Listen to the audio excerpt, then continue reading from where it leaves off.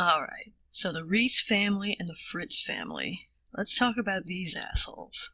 Hey guys, and welcome back to DarkLogic Studios' Attack on Titan theories and discussions. Before we go any further, I want to give you fair warning that these videos are going to contain lots and lots of spoilers. So if you're not caught up with the manga, then what are you doing with your life? Seriously though, if you don't want spoilers, you should probably click on something else. If you're all caught up though, then let's get to it.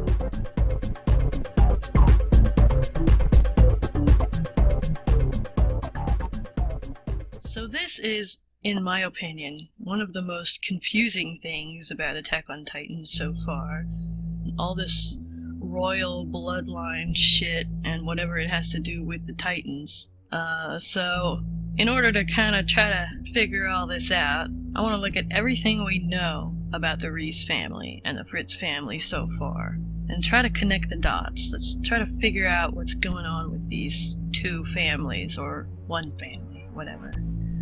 Now I want to start by just recapping real quick everything we know about the Reiss family thus far.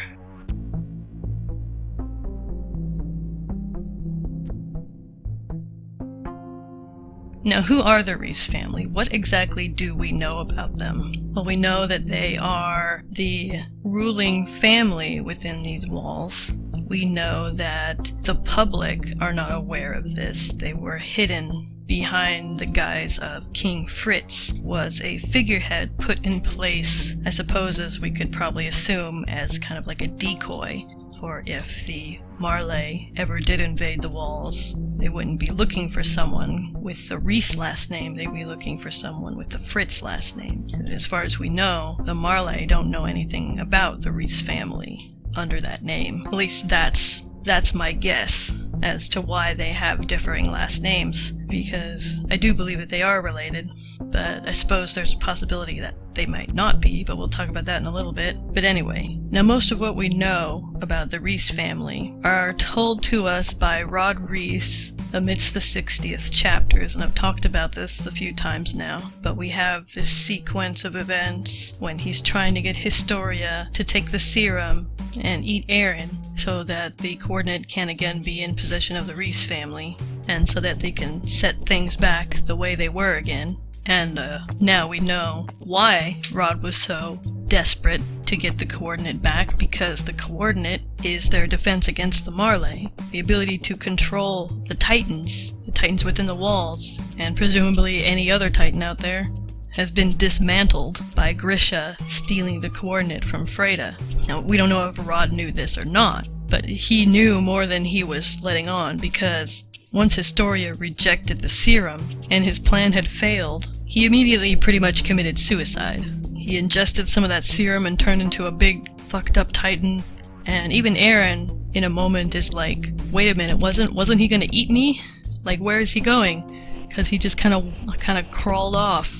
So I wonder, why didn't Rod eat Eren?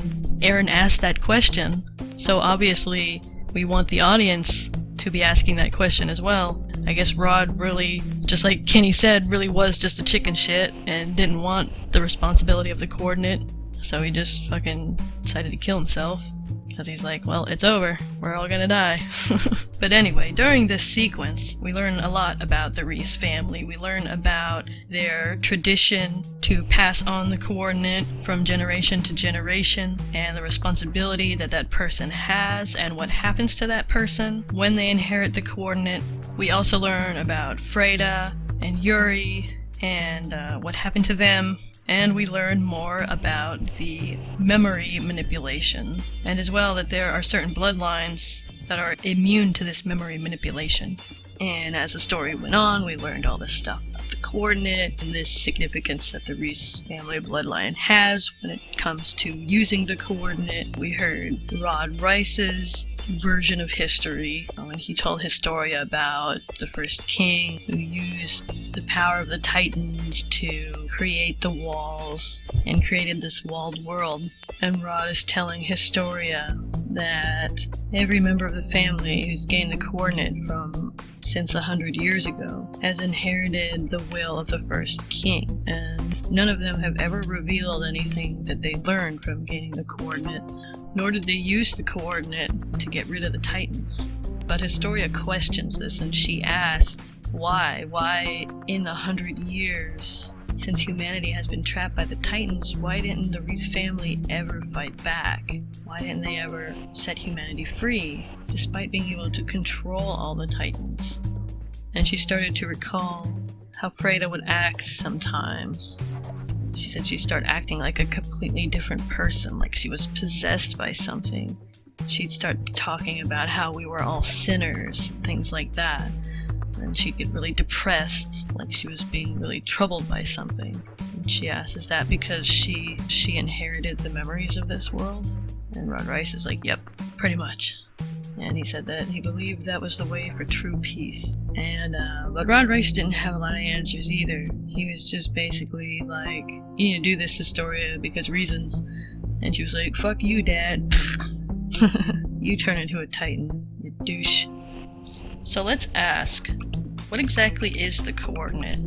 Now, I've talked about the coordinate before, but let's talk about the coordinate specifically for a moment. Let's talk about all the little details about the coordinate that we know so far. Now, first let's ask, what exactly is the coordinate? What do we know about the coordinate? Well, we know that the coordinate is all of the knowledge and all of the power of the first king who created the walls. The coordinate is the ability to control all the Titans on a mass scale. It's also the inheriting of memories and the power to manipulate other people's memories. And he tells the story, and I'm going to bring this up again, because people keep asking me, and it's right there, right here on this panel, if that power is possessed by someone who does not possess the blood of the royal Reiss family, its true power cannot be brought about. So long as he remains the vessel of that power, we're talking about Eren, this hell will continue. So that right there, okay, chapter 64, page 46, right there, go look at it yourself, and you tell me how do you interpret that. There it is, right there. And because we see a big difference in what happens to Eren when he gets the coordinate, and what happens to Yuri and Freda when they get the coordinate, we have to assume that the Reiss bloodline does have some effect on how someone is able to use the coordinate, how quickly they are able to use it, and whether they inherit the memories and the power and the First King's will or not. Rod Reiss suggests that there is no way that Eren will ever be able to master the coordinate. But if we go to chapter 75, there's a moment when Reiner is monologuing in his head, and he says, if Eren is able to master the coordinate, then it's over for us. So that right there says that there is a possibility that Eren, in all likelihood, will probably gain the ability to master the coordinate before this manga is over. And as I said in my previous videos, that could be disastrous. Mainly because of Eren's temperament. But like I said, I think that Rod Reiss was at least partially lying, because Reiner, when he is saying this to himself, he is suggesting that Eren could potentially master the coordinate at some point. So that's something that's still kind of up in the air. We're not sure how this is going to play out yet, whether Eren's going to be able to master the coordinate or not. Now the thing about controlling the Titans is we've seen other Titan shifters harness this ability that did not have the coordinate, Zeke and Annie. Annie, when she screamed, she attracted the Titans to her, and Zeke shows a very precise ability to control the Titans, the way he could line them up and literally just kind of order them around. Now, does that mean there's more than one coordinate? No, not. That is very unlikely, because the coordinate is literally the most destructive power in the story right now. So it wouldn't make sense to have more than one. If that were the case, then this manga would be over, because everybody would be dead. So yeah, I want to say we can be pretty certain there's just one coordinate, and Eren is in possession of that. So we can say that controlling the Titans is something that other shifters can do, but presumably it's something that the coordinate holder, if they mastered the power, would be able to do on a mass scale. But the main thing about the coordinate are the memories from the First King and the ability to control other people's memories. That's exclusive to the coordinate. Now what's interesting too about this memory manipulation is we do know that it doesn't affect everyone within the walls. it only affects people of a certain bloodline, the Eldians, the majority of the people inside the walls. But for whatever reason, we have the Ackermans and the Asian clans who are immune to this memory manipulation. Now, what significance exactly does that have? Because it just seems like something that's kind of randomly thrown out there. But it's going to have to come back into play at some point in the story, otherwise why would they even bring that up? So what exactly does that mean? Well, who do we got that are of these clans? Obviously, Mikasa and Levi. So Mikasa and Levi are not Eldians, at least not full-blood Eldians. They're also part of this outside bloodline. So for whatever reason, that presumably makes them immune to the memory manipulation. Now, if this comes back into play later on, then perhaps this means that, I don't know, maybe whoever ends up having control of the coordinate tries to alter the memories of everybody, and all of our main characters gets their memories erased, and the only people who can actually remember the truth are Levi and Mikasa, and like, they're the ones who have to save the day. That'd be pretty weird.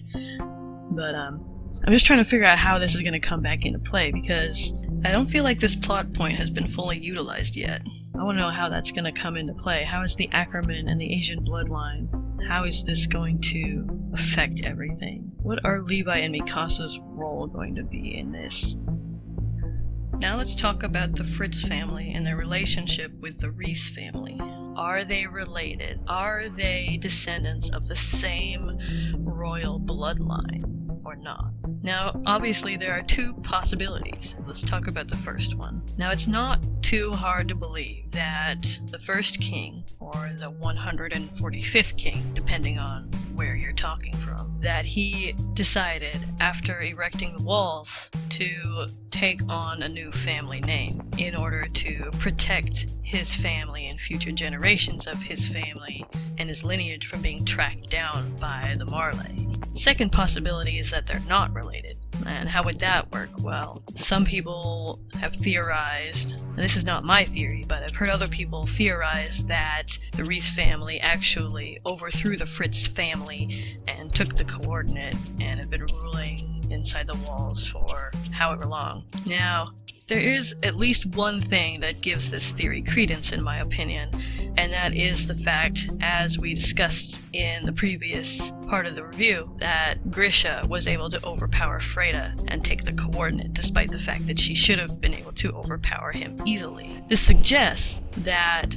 for whatever reason, she was not able to control the power of the coordinate, as Rod Reiss claimed that when someone of the Reiss family inherited the coordinate, he said they were immediately all-knowing and all-powerful, as in they immediately had the full power of the coordinate, which this is obviously not true. Why wasn't she more powerful as a Titan? Why wasn't she stronger? Why wasn't she able to take Grisha out? There are two possibilities. Now, one is that Rod Reiss was lying about the Reiss family, the person inheriting the coordinate, being all-powerful immediately. Maybe that's not true. Maybe it does take some time, even members of the Reiss family, to master the coordinate. Now, Rod Reiss says, when they're standing in that room, that 8 years ago, when Freda was 15 years old, she inherited the coordinate. Now, this is 5 years after Freda had died, after Grisha had taken the coordinate. So Freda had only had the coordinate for 3 years. So that's not a very long time. And maybe she had not had the time to fully master the power of the coordinate, and that's why she was overpowered. However, Rod could have been lying in another way, and that is that the Reiss family don't actually master the power of the coordinate at all. That the coordinate, the progenitor Titan, really isn't any more powerful than any other shifter, and why would that be? Well, that would be because the Reiss family aren't actually royalty. If the Reiss family did indeed overthrow the Fritz family and steal the power of the coordinate, then their ability to control the coordinate wouldn't be any better than Aaron's ability. However, there is a contradiction, because as we see in the flashbacks with Yuri and Freda, they do in fact inherit the first king's will immediately, which, as Rod Reiss says, is proof of inheriting the power of the coordinate and inheriting the First King's ideology. We also see this from Kenny's point of view. When we see the flashbacks of Kenny with Yuri, and we hear Yuri say, you know, he says all this stuff about paradise, wanting to build paradise and sinners and peace and stuff, and Kenny talks about the way Yuri talks and the way Yuri sees the world, and kind of coveting that kind of perspective, which is part of the reason he wanted to steal the coordinate for himself and become the king. Not only did he want the power, but he wanted to see the world from Yuri's point of view. He wanted to see the world from the First King's point of view. He wanted that knowledge, and he wanted to know, like, what is it that makes you see the world this way? Because Kenny's like, just, if a shitty person like me could see the world the way he does, you know, like, what difference would that make? I guess, you know, he wants to see the world in a perspective different from his own, which I think makes Kenny a really interesting character. But anyway, so we do know for certain that people of the Reiss family do inherit the First King's will, because Yuri spoke that way, and Freda spoke that way, and Kenny also mentions after Freda inherits the coordinate that Freda does indeed take on this persona. But what about that? Could that be a lie as well? Could this all just be fucking bullshit? There is actually a third possibility, and that is the possibility that the Reiss family actually do not have possession of the coordinate at all. Now, why would I say that? Well, that would be another thing that could explain why Freda lost to Grisha, and would also explain why Freda did not fight back when the Titans attacked the walls. Maybe this whole thing is literally just a lie, a big fabrication, in order to scare people into place. And like I said before, we do have the First King's will and his apparent presence within the people who inherit the coordinate, who are a member of the Reiss family. But who knows, maybe it's all literally just a farce, and they're just fulfilling some role because they've seen it in their family for so long, so they just take on this persona. Who knows? I mean, power does crazy things to people. You never know, you know? So, and that's the third possibility, but what would that mean? If the Reiss family doesn't have the coordinate, then who does? Well, obviously the Marley don't have the coordinate because that's what they're looking for. That's what they're trying to acquire. But that would mean that the only other person that could be the holder of the coordinate would be the other mystery Titan that is in possession of the Eldians. As we discussed in the last video, there should be 9 Titans. So this other mystery Eldian Titan could be the actual coordinate, which I wouldn't be surprised if Isayama did that, because it feels like everything turns out to be a lie in this story. So, I mean, when are we really gonna get to the truth, you know what I mean? It's like, just, there's so many layers. So many layers. Now, let's go back to chapter 86. Let's take a look at the apparent history of the Fritz family, according to the Marley. Now, what's interesting is that we actually have 2 new, completely different mythologies about the Titans. We have the Marley version of history, and we have the Eldian version of history. And in this chapter, we were fortunate enough to have Grisha's father explain to us the history of the Titans, according to the Marley. In the Eldians version, all we really see is a scroll with some old, really ancient cavemanish looking pictures, which is interesting to see a caveman picture with a railroad, or whatever. Anyway, we got these scrolls, and we have no idea what it says. Grisha interprets it, but as he himself admits, he really doesn't know how to translate most of it, so Grisha really just interpreted however the fuck he wanted. So we don't know exactly what it actually says, but based on the picture, it does look like, you know, we've got these people down on the bottom, which we can assume are regular humans, and then we've got these 2 Titans in the middle holding up a railroad with a cart going across the railroad.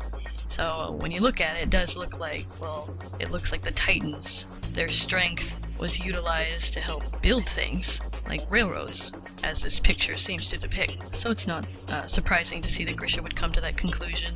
And just to note real quick, what we do see on the ceiling is an electric light bulb. So I guess we can for sure assume that this time period we're in, if this is even related to our world at all, is around the 1930s or 40s. So I guess I was kind of right. But anyway, so we have these two different mythologies. Now, there's not much more to say about the Eldian version because there's really all we have is a picture. But let's take a look at the Marley version. Let's try to dissect it a little bit and see what we can actually figure out. So we see the first panel. We have this illustration, and it shows a woman with the devil. And Grisha's father explains that 820 years ago, our ancestor Ymir Fritz made a deal with the devil and gained the powers of the Titans. So there's a couple things that are really interesting about this right off the bat.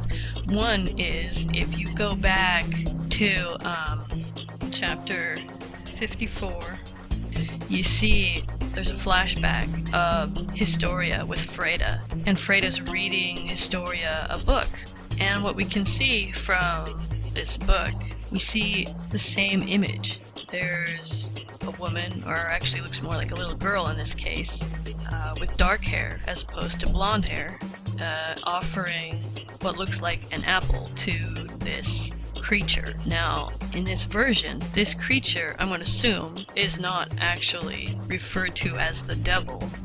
We don't really know what this storybook says or how it tells the story, but it's safe to assume that the way the Marley spin it is very different from the way the Eldian, the Fritz family, the Reiss family, has chosen to tell the story. They almost certainly have two completely different versions of the same story, and we can see this too just by the image, because in this version, the one that Historia is reading, we see this creature, but they're covered in a hood. They don't have the horns. We don't see much of them. All we see is the face, and we see a hand or a claw holding what looks like a lantern. And two, and a lot of people have pointed this out, that this creature looks a lot like Ymir's Titan, which is interesting as well. Actually, it looks more like Ymir's Titan than the Marley version with the devil, which is literally supposed to be the devil.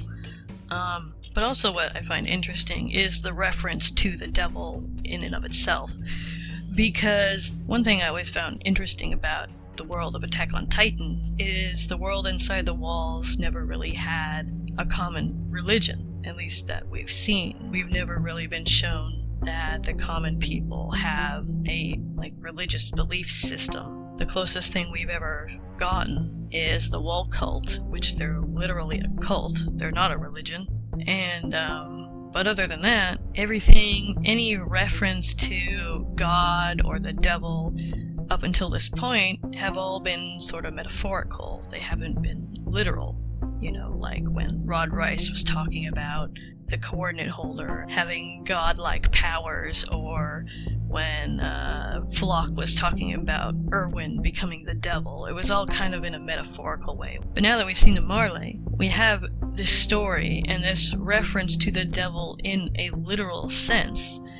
And it is literal, and I say that because this is the excuse that the Marley have for oppressing the Eldians. This is their entire justification for it, is that these people are literally descendants of the devil. So, outside of the walls, in the world of Marley, we do seem to be hinting that this society does have kind of literal religious beliefs. They believe in this mythology and literally, which is interesting, especially if you think of, as some people have brought up before, the leaked ending of Attack on Titan, which alluded to kind of a battle between science and religion. I think this kind of fits into that, because we've got the Eldians on one side, which apparently seem to be a society of agnostics or atheists. They don't really have a religion, but what they do have are Titans. Titans, which I believe are not products of the paranormal. I think that Titans are products of science. I think they were created by humans as weapons. And I mean, we see this because we have the serum. We know that people are not turned into Titans just poof. It's a serum. So contrast to that, we have the Marley, which apparently do have a religious belief system, and not only that, but have abused and manipulated these religious beliefs in order to gain power over other people. So, from what we've heard from this leaked ending, it looks like this is what it's translating out to. So, I think this is really cool. I think this is really interesting, actually, because it looks to me like the Eldians represent science and the Marley represent religion. So we kind of have this metaphorical battle between these two ideologies, these two systems of belief.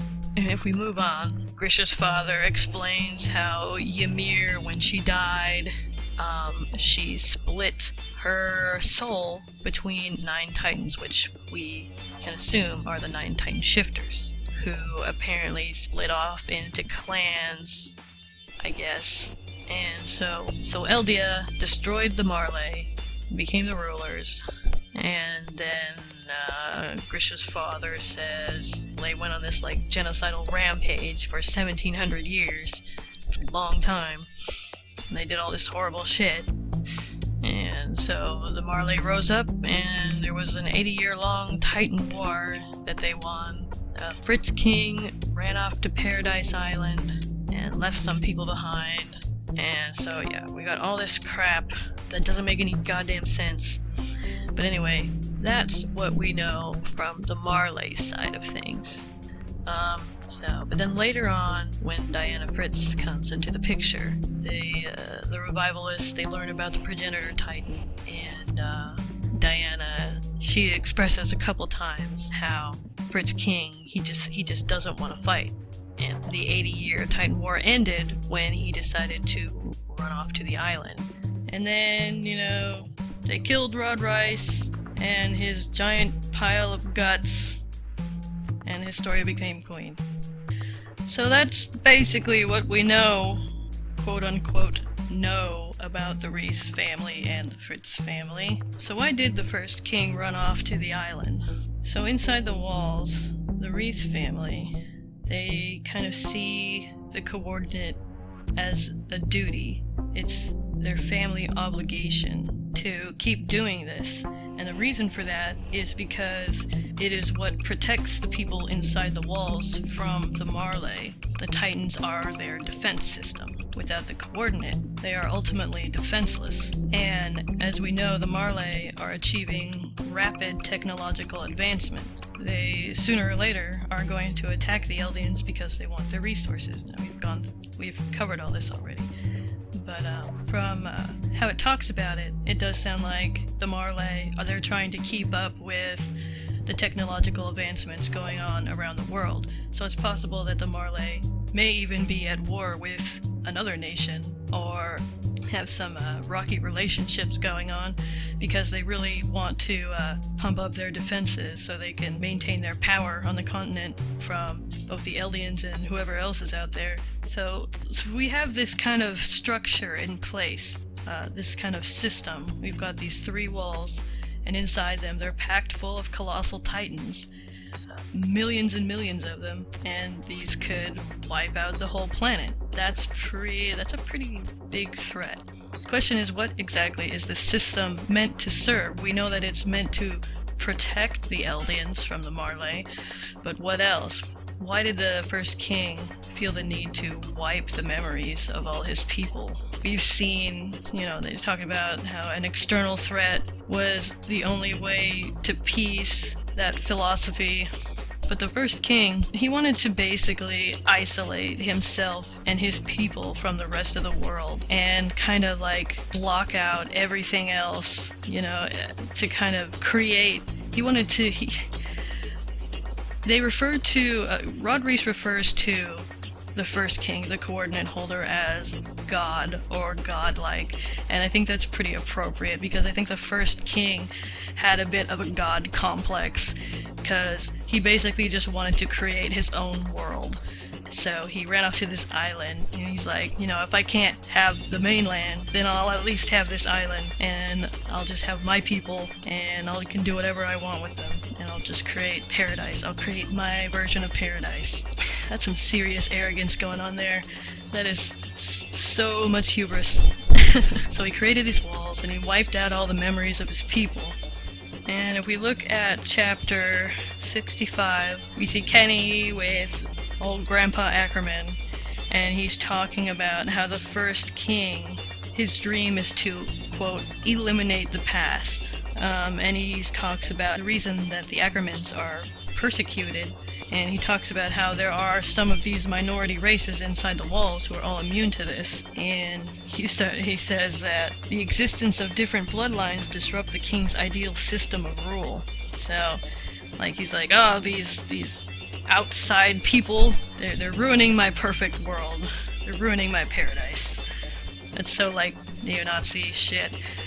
So, I think the first king, in a moment of complete arrogance, decided that he was going to build his own world, his own perfect world, and he was going to hide his people behind these walls and create this lie that the Titans were the enemy and the ones that were holding them hostage, basically, because that made it easier for him to control. And he said he wanted to erase the past, so he wanted to erase from his people any memory of the Marley or any of this history that I think we can say is probably at least partially true about the Eldians committing genocide and ethnic cleansing, because of the way the first king talks about how we're sinners and stuff, and the way Fredo would get all depressed. It's like there's obviously a lot of like remorse and guilt, but it's also the first king is such a narcissist that he's just like, well, it's for the greater good, you know, it's just,